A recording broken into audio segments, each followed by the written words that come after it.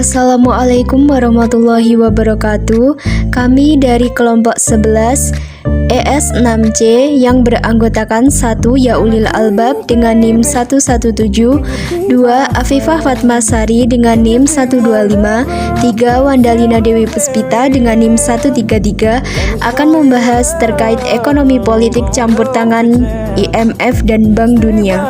Poin A. Peran IMF dan Bank Dunia. Terdapat dua lembaga dalam menciptakan sistem ekonomi pasar bebas dunia sesuai agenda neoliberalisme, yaitu International Monetary Fund atau IMF dan Bank Dunia. Cikal bakal kedua lembaga super tersebut muncul sewaktu diadakannya sebuah pertemuan di Bretton Woods, New Hampshire, Amerika Serikat pada bulan Juli 1944. Dalam pertemuan tersebut hadir 44 negara dengan misi memprakarsai dibentuknya lembaga-lembaga ekonomi multilateral yang aman dibutuhkan untuk menyelesaikan berbagai persoalan yang dihadapi pasca Perang Dunia II.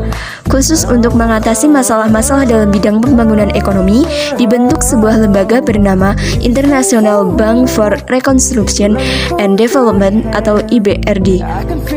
Kemudian lebih dikenal dengan World Bank atau Bank Dunia. Dalam bidang moneter dibentuk IMF dengan tugas sebagai pengatur sistem keuangan dan sistem nilai tukar internasional. Selain itu, IMF dirancang untuk menolong negara-negara yang mengalami kesulitan dalam neraca pembayaran dengan memberikan bantuan utang luar negeri. Fungsi lainnya adalah menstabilkan ekonomi global untuk menolong negara-negara berkembang yang mengalami kesulitan dalam neraca pembayarannya. IMF menyediakan pinjaman kepada negara-negara anggota melalui pinjaman jangka pendek, jangka menengah, dan jangka panjang. Tugas Bank Dunia dan IMF saling mengisi, tetapi peran masing-masing berbeda. Bank Dunia adalah suatu lembaga pemberi pinjaman yang bertujuan untuk membantu mengintegrasikan negara-negara ke dalam ekonomi dunia yang lebih luas dan untuk memajukan perkembangan ekonomi jangka panjang yang mengurangi kemiskinan di negara-negara berkembang. IMF bertindak sebagai pemantau mata uang dunia dengan memberi bantuan dalam mengelola keteraturan sistem pembayaran antara seluruh negara-negara dan memberikan pinjaman kepada anggota-anggotanya yang sedang mengalami defisit yang serius pada perimbangan pembayaran devisa. Perbedaan peran IMF dan Bank Dunia. 1. International Monetary Fund mengawasi sistem moneter internasional, mengembangkan stabilitas pertukaran dan pengaturan hubungan pertukaran antar sesama negara anggota, membantu semua anggota, baik negara industri maupun negara berkembang yang menghadapi kesulitan perimbangan pembayaran devisa dengan cara memberikan kredit jangka pendek dan menengah. 2. Bank Dunia bertujuan membantu pengembangan ekonomi bagi negara-negara termiskin dunia, membantu negara-negara berkembang melalui pendanaan jangka panjang untuk program-program pengembangan, memberikan bantuan keuangan khusus melalui IDA kepada negara-negara berkembang termiskin yang memiliki rata-rata pendapatan per kapita di bawah $925 per tahun, mendorong perusahaan-perusahaan swasta pada negara-negara berkembang melalui cabangnya yaitu IFC, memperoleh sebagian besar dari sumber daya keuangan dengan cara meminjam kepada pasar obligasi internasional, memiliki lebih dari 10.000 karyawan dari 185 negara anggota. Poin B. Krisis multidimensi tahun 1997 atau 1998. Pada tahun 1997, beberapa negara di kawasan Asia dihantam krisis. Mata uang Thailand Baht, Malaysia Ringgit, Singapura Dolar Singapura, Indonesia Rupiah, dan Korea Selatan Won mengalami guncangan yang sangat dahsyat. Yang mengalami fluktuasi paling parah adalah Indonesia, di mana bergerak dalam kisaran Rp2.600 sampai Rp17.000. Terdapat sisi positif dan negatif dari penurunan nilai rupiah. Dampak positif yang paling dirasakan oleh eksportir, sebab ketika nilai rupiah anjlok, barang dagangannya laku keras. Hal ini terjadi karena ketika nilai rupiah melemah, barang-barang Indonesia menjadi murah di mata orang asing. Akibatnya, permintaan terhadap produk dalam negeri meningkat. Dampak negatif yang paling dirasakan adalah pendapatan per kapita dalam hitungan dolar Amerika Serikat pada puncak krisis, dan utang luar negeri pemerintah dan swasta naik beberapa kali lipat. Pada akhir Desember 1997, utang luar negeri pemerintah Indonesia tercatat 137,42 miliar dolar Amerika Serikat dan utang swasta 73,96 miliar dolar Amerika Serikat. Dampak yang ditimbulkan tidak hanya pada melorotnya pendapatan per kapita dan membengkaknya utang luar negeri, tetapi juga pada hampir semua sendi kehidupan. Krisis ekonomi pada tahun 1997 adalah yang terparah yang pernah dialami oleh Indonesia. Menurut Miranda S. Colton, dalam 3 pendekatan tentang krisis ekonomi, ada 3 pendekatan yang bisa digunakan untuk menjalankan krisis ekonomi, yaitu pendekatan generasi pertama, pendekatan generasi kedua, dan pendekatan generasi ketiga. 1. Pendekatan generasi pertama dikembangkan oleh Krugman pada tahun 1979 dan Flood dan Garber pada tahun 1984 yang mendasarkan analisis pada kondisi ketidakseimbangan fiskal yang cenderung tidak stabil sehingga menjadi pemicu serangan terhadap mata uang. 2. Pendekatan kedua dikembangkan oleh Diamond dan Dybvig pada tahun 1983 yang mendasarkan analisisnya pada kondisi trade-off yang dihadapi pemerintah, yakni antara mempertahankan nilai tukar atau fixed exchange rate system dan menerapkan kebijakan moneter ekspansif untuk mengurangi pengangguran. 3. Pendekatan generasi ketiga dikembangkan oleh Krugman pada tahun 1998 dan Corsetti dan kawan-kawannya pada tahun 1998 yang memasukkan peran moral hazard index investment dalam menganalisis faktor-faktor penyebab krisis.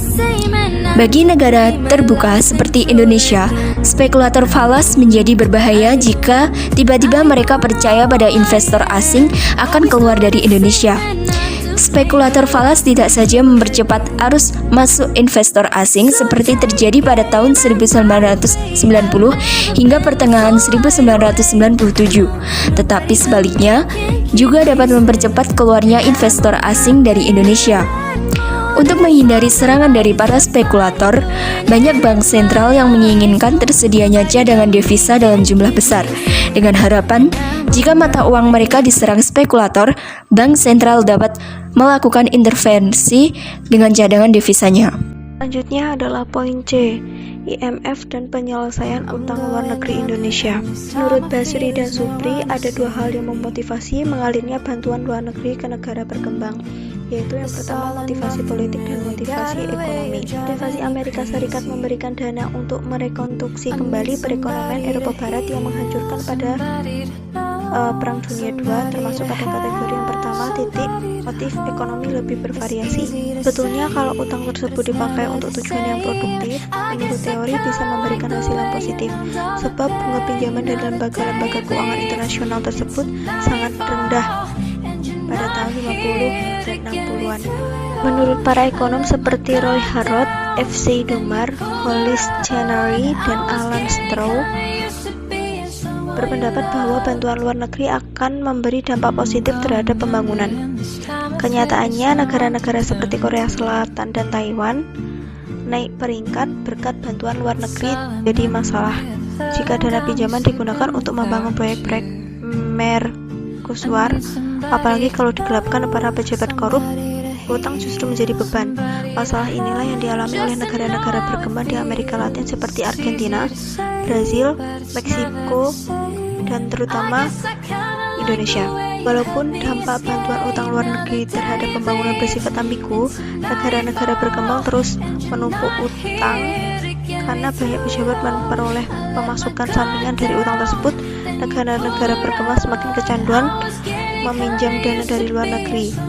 Seperti orang ketagihan heroin, tiap tahun jumlah utang negara berkembang terus bertambah sehingga akhirnya tidak bisa lepas. Anehnya, walau sebagai dana bersumber dari utang tidak digunakan untuk hal-hal produktif, Bank Dunia justru memberikan makin banyak kemudahan bagi terjadinya penumpukan utang dan memberikan negara-negara berkembang selalu tergantung pada utang. Karena hutang sudah menjadi candu, akhirnya bagi sebagian negara berkembang, utang luar negeri bukan merupakan solusi, melainkan menimbulkan persoalan besar di kemudian hari.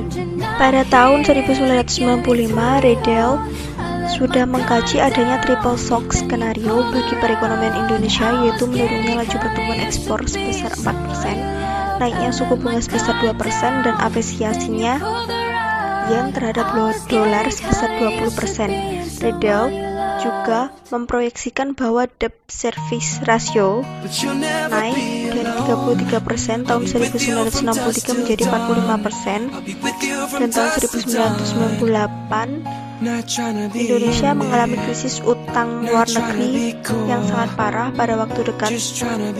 Dari hasil penelitiannya, Riedel menyarankan agar pemerintah mengambil langkah-langkah untuk mengantisipasi hal-hal yang tidak diinginkan.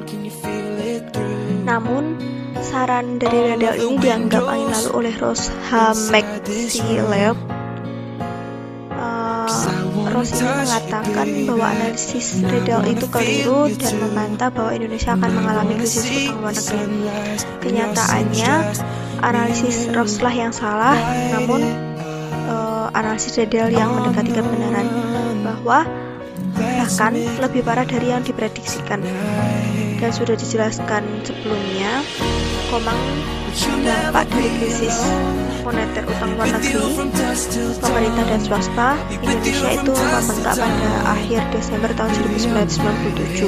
Jumlah utang seperti ini termasuk kategori membahayakan sebab jumlah utang tersebut sudah melebihi jumlah dan masyarakat yang ada di dalam sistem perbankan nasional Indonesia. IMF adalah akses terakhir ke dunia keuangan dan bisnis internasional bagi negara-negara berkembang yang membutuhkan dana, tapi ternyata bukan malaikat penyelamat. Dalam banyak kasus, bantuan IMF justru jadi biang masalah sebab negara-negara yang dibantu umumnya dalam jebakan utang yang sangat sukar dilepaskan. Hal ini dapat dilihat dari kenyataan bahwa negara yang mempunyai utang luar negeri umumnya bermasalah, seperti yang dialami oleh negara MBA, Meksiko, Brasil, Argentina tahun 70-an. Argentina itu seperti Indonesia henti-henti dirundung malang. Selanjutnya Meksiko dan Chili yang sudah terlebih dahulu. Dari urian di atas, jelas bahwa resep yang dianjurkan oleh IMF dalam membantu negara anggotanya mengalami krisis tampaknya semakin diragukan keampuhannya, baik untuk Argentina maupun untuk Indonesia. Atas saran IMF, penutang pemerintah berhasil naik 2 kali lipat dalam 4 tahun sejak krisis tahun 1997. Seperti yang sudah terjadi di Argentina. Sebenarnya, Paul Krugman sejak tahun 1994 sudah memperingatkan bahwa ada 2 keterbatasan yaitu keterbatasan modal dana dan keterbatasan modal politik. Keterbatasan dana itu pada tahun 1998, di mana untuk membantu Brasil, Argentina dan Rusia, IMF hanya mampu membantu antara $350 hingga $400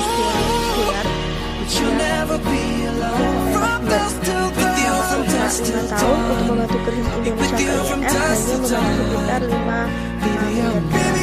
Sehubungan dengan buruknya kinerja IMF, Bandung dan Vasquez telah membuat dan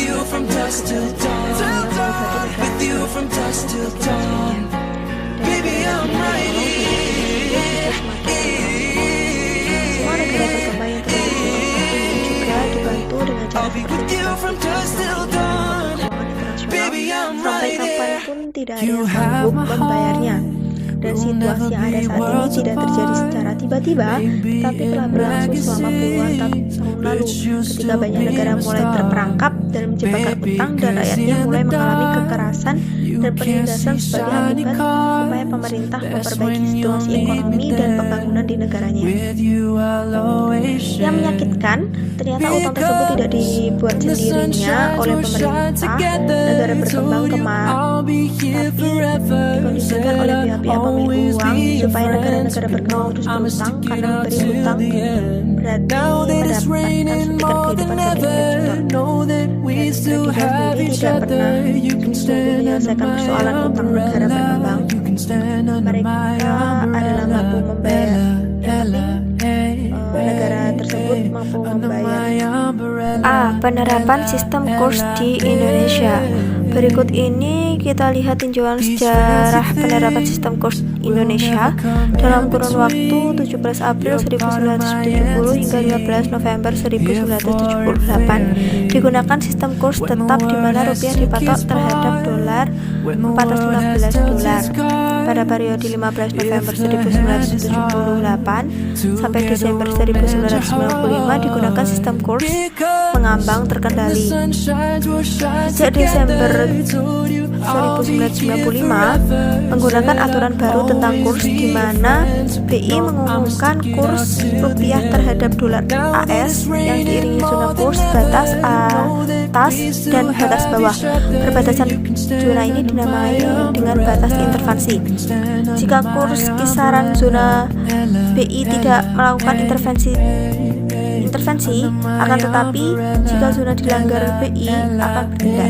Misalnya, jika kurs menembus batas atas, BI akan menggunakan cadangan devisa untuk melayani pembelian dolar, dan sebaliknya, jika kurs menyentuh batas bawah, maka BI akan membeli dolar dengan rupiah. Tujuan dari penerapan zona ini pada hakikatnya adalah untuk memberitahu komitmen BI dalam upaya mengendalikan perilaku falas, sebab fluktuasi falas terlalu besar merugikan pengusaha dalam berbisnis, terutama yang terkait dengan perdagangan internasional. Zona target ini diharapkan membantu mengurangi komplikasi tersebut agar tercipta iklim yang lebih sehat. Pada 14 Agustus 1997 digunakan sistem kurs bebas, tidak ada lagi batas intervensi. Sistem ini dipakai sebab BI merasa sulit melakukan operasi pasar setiap kali kurs membentur ambang batas intervensi. Kebijakan ini tampaknya tidak dilakukan pada saat yang tepat, sebab sebagai dampak krisis ekonomi nilai tukar rupiah mengalami tekanan depresiasi disertai volatilitas yang tinggi. Ketika sistem kurs mengambang terkendali dilepas, kurs rupiah terhadap dolar masih berada pada kisaran 2.400. Begitu ban intervensi ditiadakan, nilai rupiah langsung mengalami perubahan yang sangat besar, yaitu turun menjadi 2.600 per USD. Setelah itu ke 4.000. Setelah itu pada Januari 1998 menjadi 17.000 per USD. Jadi dapat dikatakan ambil sistem kurs bebas sangat besar dalam krisis ekonomi moneter di Indonesia tahun 1997 dan 98. Selanjutnya poin B, rencana penerapan Currency Board System atau GPS. Oleh karena itu, sistem kurs bebas memiliki kelemahan. Ada beberapa pakar yang menganjurkan penerapan sistem Dewan Mata Uang DMU atau Currency Board System. Rencana penerapan CBS di Indonesia ini untuk meredam fluktuasi nilai tukar rupiah dianjurkan oleh Stephen. Dengan CBS, nilai suatu mata uang ditambatkan atau dipatok mata uang asing tertentu. Anjuran ini didasarkan pada kepercayaan bahwa sistem ini dianggap lebih mampu meredam gejolak kurs. Kalau diperhatikan dari sejarah, sebetulnya CBS bukan barang baru, sebab di Indonesia pernah menerapkan single page exchange system pada 17 April 1970 hingga 15 November 1978. Dalam kurun waktu tersebut, rupiah dipatok dengan dolar sebesar 415 per dolar. Namun akibat penambatan yang demikian lama, nilai rupiah mengalami apresiasi sehingga dilakukan devaluasi tanggal 15 November. Dan sejak saat itu digunakan sistem mengambang terkendali. Rencana penerapan CBS ini ditanggapi pro dan kontra, yang mengatakan bahwa dengan mata rupiah terhadap sekeranjang mata uang lain, maka rupiah tidak bisa dimainkan spekulan dan nilai rupiah agar stabil seketika. Sedangkan yang kontra mengatakan CBS memiliki kelemahan, di mana nilai kurs yang terjadi tidak mencerminkan nilai tukar yang sebenarnya. Jika rupiah yang mengalami penguatan, maka akan memberi insentif bagi konsumen dalam negeri untuk mengkonsumsi barang impor, karena harganya relatif lebih murah, sedangkan sebaliknya barang ekspor kita di mata orang asing jadi lebih mahal. IMF dan Bank Dunia termasuk yang tidak setuju dengan rencana penerapan CBS. Mereka mengatakan bahwa penerapan CBS mensyaratkan sistem perbankan yang baik, situasi politik stabil, cadangan devisa cukup, dan ada kepercayaan pihak luar negeri terhadap keadaan ekonomi dalam negeri. 3 adalah pengalaman penerapan CBS di Argentina. Untuk melihat dampak positif dan negatif penerapan CBS, ada baiknya kita lihat pengalaman Argentina. Argentina memperlakukan CBS dan mematok peso 1:1 dengan dolar AS sejak tahun 1991 untuk mengatasi inflasi yang maha dahsyat tahun 1990. Pada awalnya CBS dinilai berhasil sebab mampu meredam hiperinflasi sebesar 1.345% tahun 1990 menjadi 84, dan itu turun sampai min 1,8% alias deflasi, dan itu terjadi pada tahun 1999. Walaupun penerapan CBS sangat berhasil dalam mengendalikan inflasi, hal tersebut memerlukan disiplin anggaran yang super ketat. Dengan CBS ini, Bank Sentral Argentina diharuskan menyediakan jumlah dolar yang sama dengan nilai peso yang beredar. Dengan perekonomian Argentina yang kalah kuat dari AS, Roma, dan pemerintahan Argentina agak kurang disiplin dalam kebijakan anggaran, peso mengalami apresiasi. Akibatnya barang-barang ekspor Argentina menjadi lebih mahal sehingga kurang mampu bersaing. Dalam rangka pelaksanaan CBS oleh IMF, ada kalanya dipaksa menjalankan diet ketat di sisi fiskal. Kebijakan anggaran yang super ketat itu menyebabkan anggaran pemerintah tidak mampu menciptakan lapangan kerja, sehingga tingkat pengangguran naik lebih tinggi hingga mencapai 20%. Dan kebijaksanaan utang luar negeri yang dilakukan secara kurang hati-hati telah menyebabkan Argentina terpaksa ke dalam perangkap utang yang sulit diatasi dalam jangka pendek. Dan melihat perekonomian Argentina yang sangat tidak sehat, orang mulai menarik uang mereka dari bank-bank dan melarikannya ke luar negeri, capital flight, yang mengakibatkan terjadinya krisis likuiditas. Oleh beberapa pengamat dikatakan bahwa capital flight di Argentina sudah berlangsung sejak Argentina ditimpa krisis pada tahun 1995 yang nilainya ditaksir kurang dari 35 USD. Dan capital flight terjadi karena nilai peso dianggap sudah terlalu mengalami penguatan. Di sisi lain, pemerintah Argentina diharuskan pula mencicil utang senilai 300 miliar USD. Yang keempat adalah tekanan oleh IMF. Menurut Stephen, implementasi CBS tidak memerlukan kondisi tertentu dan devisa seperti yang diributkan orang. Argentina bahkan menerapkan CBS dengan cadangan devisa zero. Kondisi stabilitas juga tidak diperlukan. Buktinya waktu diterapkan di Rusia Utara, rubel langsung stabil, padahal waktu itu keadaan betul-betul kacau akibat perang sipil. Penerapan CBS di negara yang sedang mengalami gejala seperti Bulgaria, Argentina, mengakibatkan tingkat suku bunga langsung turun dengan tajam. Di Indonesia sendiri, waktu sebagai ide, nilai rupiah langsung naik.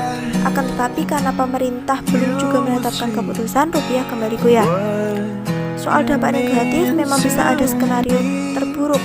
Steve Hank menegaskan CBS mempunyai dampak negatif paling kecil dari semua alternatif yang ada. Selain itu, CBS juga tidak bertentangan dengan butir-butir kesepakatan dengan IMF. Trump tidak setuju dengan ide CBS. Menurut Hanke, hal ini lebih disebabkan oleh faktor politik. Maksudnya, penolakan terhadap CBS lebih merupakan masalah politik ketimbang ekonomi. Beberapa pengamat setuju bahwa yang dikomandani oleh Cardesus memang diberi mandat memorak-porandakan perekonomian Indonesia dan negara-negara lain di Asia Tenggara serta Asia Timur yang mengalami pertumbuhan ekonomi sangat baik pada tahun 80-an hingga pertengahan 97. Dari uraian di atas terlihat bahwa IMF sangat mendikte Indonesia dalam hal sistem nilai tukar mata uang asing dan sistem perbankan. Institusi keuangan internasional ini tidak mempunyai analisis dan strategi jitu untuk memperbaiki sistem perbankan lembaga krisis penerbangan. Lebih dari itu, IMF juga bukan berubah memperbaiki kinerja perbankan, melainkan menyarankan untuk menutup penambahan 16 bank. Jadi masalah IMF lupa menyiapkan serius jaring pengamanan ketika menutup 16 bank Indonesia pada 1 November tahun 97. Dan ini menimbulkan kepanikan yang luar biasa di masyarakat. Setelah perbankan Indonesia itu kurang-kurangnya, IMF baru menyadari kesalahannya dan meluncurkan skema pembangunan 27 Januari tahun 98. There's no love like your love, and no other could give more. Yang jelas untuk membantu bank-bank besar yang bagus, pemerintah terpaksa Unless you're there modal talangan yang jumlahnya all the time, rencana dari 8% all the PDB menjadi 14 dan 50% PDB. Selanjutnya pada poin E, kontroversi kebijakan IMF dan Bank Dunia. Pada dasarnya sesuai dengan konsensus Washington, tiap negara yang terkena krisis disarankan untuk mengimplementasikan 10 elemen, yaitu yang pertama disiplin fiskal, yang kedua perlu ada prioritas bagi pengeluaran publik, yang ketiga reformasi pajak, yang keempat liberalisasi finansial, yang kelima kebijakan nilai tukar yang kredibel, yang keenam liberalisasi perdagangan, yang ketujuh mendorong kompetisi antara perusahaan domestik dan asing, yang kedelapan mendorong privatisasi, yang kesembilan mendorong iklim deregulasi agar pasar lebih kompetitif, dan yang kesepuluh pemerintah melindungi hak kekayaan intelektual baik dari sektor formal maupun non formal. Dari 10 elemen tersebut dibilang atau dipilah menjadi 3 bagian, yaitu liberalisasi, deregulasi, dan privatisasi. Dan jika ketiganya digabung akan menjadi satu kesatuan struktural adjustment program atau SAP, yaitu obat yang diberikan kepada semua negara yang menjadi pasien yang ditangani IMF ataupun penyebab dari penyakit atau masalahnya. Ketika Indonesia ditimpa krisis, IMF menyarankan menaikkan tingkat suku bunga hingga 70%, yang katanya untuk mencegah pelarian modal ke luar negeri. Salah satu resep IMF untuk menaikkan suku bunga tinggi memang di satu pihak berhasil meredam inflasi, tetapi untuk menyehatkan perekonomian secara keseluruhan sangat diragukan keampuhannya. Karena yang jelas saran untuk menaikkan suku bunga membuat sektor real semakin tertekan. Saran yang diberikan IMF kepada Indonesia justru tidak dipakai di negara maju, karena pada kenyataannya tidak ada negara maju yang menaikkan tingkat suku bunga negaranya yang sedang mengalami krisis. Dan saran IMF yang salah kaprah tidak hanya dipertanyakan ekonom dalam negeri, bahkan juga dipertanyakan keabsahannya oleh ekonom Caliber Stiglitz. Menurutnya, di negara maju, saran-saran yang kita sendiri tidak pernah melakukannya, dan dari sisi ekonomi politik, resep IMF yang paling berbahaya bagi stabilitas ekonomi dan politik di mana ialah pengetaan fiskal dan pengurangan anggaran. Ketika Indonesia mengalami krisis dan di mana daya beli masyarakat turun drastis, sehingga IMF menganjurkan pengurangan subsidi BBM. Dari sudut pandang ekonomi tersebut, saran tersebut tidak dibenarkan, akan tetapi dari sudut pandang ekonomi politik kurang tepat. Dan masalahnya, semua orang tahu bahwa kebijakan penarikan subsidi sering memicu inflasi yang membuat daya beli masyarakat menurun. Hasil nyata dari kebijakan IMF adalah pemiskinan penduduk di negara yang sedang berkembang, yang dalam beberapa kasus telah menimbulkan kerusuhan. Dan di Indonesia sendiri, ketidakstabilan ekonomi dan politik telah menjunglakan Presiden Soeharto di kursi kepresidenan. Dan di Argentina, kesalahan kebijakan selama beberapa tahun telah mengakibatkan perekonomian Argentina hancur, dan angka pengangguran sangat tinggi selama 7 tahun, dan penderitaan rakyat berkepanjangan sehingga akhirnya memicu terjadinya kekacauan, bahkan membuat masalah menjadi lebih parah, terutama pada kelompok miskin. Terlepas dari pembelaan tersebut, negara berkembang menilai bahwa banyak kebijaksanaan yang dikeluarkan oleh IMF dan Bank Dunia lebih berpihak pada pemilik modal dan industri maju ketimbang dengan penduduk miskin di negara berkembang. Lebih kerasnya lagi, pakar-pakar menuding bahwa kebijakan penyesuaian struktural yang dipaksakan IMF telah mengakibatkan berkurangnya pelayanan bagi mereka yang miskin. Akibatnya, berbagai kebijaksanaan dari pemerintah yang tidak populer dan tidak sesuai dengan resep IMF, lebih banyak kerusuhan dan anarki yang muncul ketimbang solusi bagi perbaikan ekonominya. Yang selanjutnya, poin F, berbagai kecaman terhadap kebijakan IMF atau sikap terhadap IMF. Karena begitu banyaknya kesalahan yang dilakukan oleh IMF, muncul kecaman dari banyak pihak yang tidak tanggung-tanggung. Kecaman yang datang dari ekonom yaitu Scalibur Stiglitz, Martin Feldstein, George Shultz, Jeff Sachs, dan Paul Krugman. Mereka semuanya mengkritik kebijakan dari IMF. Joseph Stiglitz menilai kebijakan IMF di mana-mana tidak ada yang memberikan hasil memuaskan. Dan Stiglitz mengecam metodologi, cara penanganan, dan ideologi IMF yang sudah usang dan model-model yang digunakan IMF untuk membantu negara yang mengalami masalah ekonomi banyak yang tidak tepat. Dan yang lebih parahnya, banyak menimbulkan ketidakadilan ekonomi ketimbang stabilisasi. Dan hal tersebut lebih parah. Dalam model kebijakan untuk suatu negara bisa merupakan hasil cut and paste dari negara lain atau dengan hanya menukar nama negara saja. Sedang analisisnya sama persis.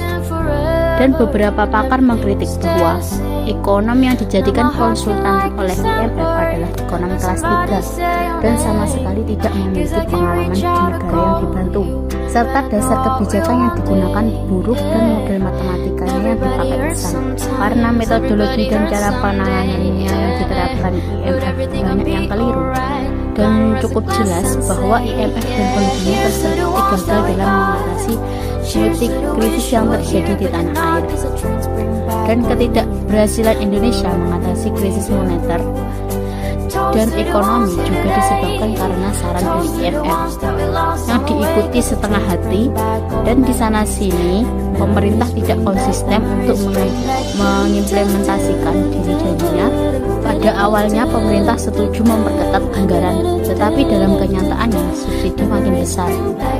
Proyek-proyek yang semula dikatakan akan dijadwalkan ulang ternyata kemudian dihidupkan kembali lewat keputusan presiden, tetapi kemudian terdapat beberapa proyek yang ditangguhkan kembali. Nah, selanjutnya, sikap terhadap IMF. IMF yang telah gagal membantu Indonesia untuk keluar dari krisis yang dialami, perekonomian Indonesia yang bukannya membaik, tetapi justru mundur beberapa tahun, dan dialami Indonesia adalah sebuah ironi. IMF dibutuhkan sebagai gerbang terakhir bagi Indonesia agar tetap memiliki akses ke dunia keuangan dan bisnis internasional. Tetapi dalam kenyataannya, IMF bukan malaikat penolong, tetapi justru memberikan bencana yang memperburuk situasi di negara yang dibantu. Karena resep yang diberikan oleh IMF hanyalah obat generik sebutan lainnya yang tidak dirancang untuk kebutuhan masing-masing negara yang ditimpa musibah. Dan menariknya lagi, walau memiliki banyak kekurangan, tetapi orang-orang IMF sepertinya juga bekerja secara rahasia, tidak memiliki pertanggungjawaban secara demokratis. Dan walaupun itu juga, semua aktivitas IMF dan Bank Dunia dilaksanakan di negara berkembang dan lembaganya selalu dipimpin oleh negara maju. Menurut kebiasaan tersebut, ada aturan tak tertulis bahwa bos IMF adalah orang Eropa, sedangkan bos Bank Dunia dari Amerika Serikat. Mereka dipilih bukan untuk mewakili negara berkembang yang hendak dibantu, melainkan dipilih secara tertutup. Karenanya, tidak heran jika berbagai kebijakan yang diambil juga bukan dari negara yang diwakili. Pengalaman di berbagai negara lain yang tidak memakai resep dari IMF tersebut membuktikan bahwa mereka juga bisa keluar dari krisis. Seperti Malaysia sama sekali menolak campur tangan IMF dan hanya menggunakan 1 tahun kontrak. Sedangkan Indonesia sudah lebih lama, yaitu 4 tahun menjadi pasien dari IMF dan dirawat IMF. Tetapi hasilnya tidak tampak. IMF dan Bank Dunia pada berbagai kesempatan selalu berusaha meyakinkan bahwa liberalisasi dan globalisasi akan memacu pertumbuhan. Padahal belum ada teori dan bukti bahwa liberalisasi pasar betul-betul dapat memacu pertumbuhan, dan sebagian pakar justru menilai sistem tersebut mengakibatkan inefisiensi jika ada pihak yang memonopoli, dan sebagai akibatnya yang terjadi justru semakin melemahnya pertumbuhan dan meluasnya pengangguran di sektor ekonomi, terutama di sektor pertanian dan industri.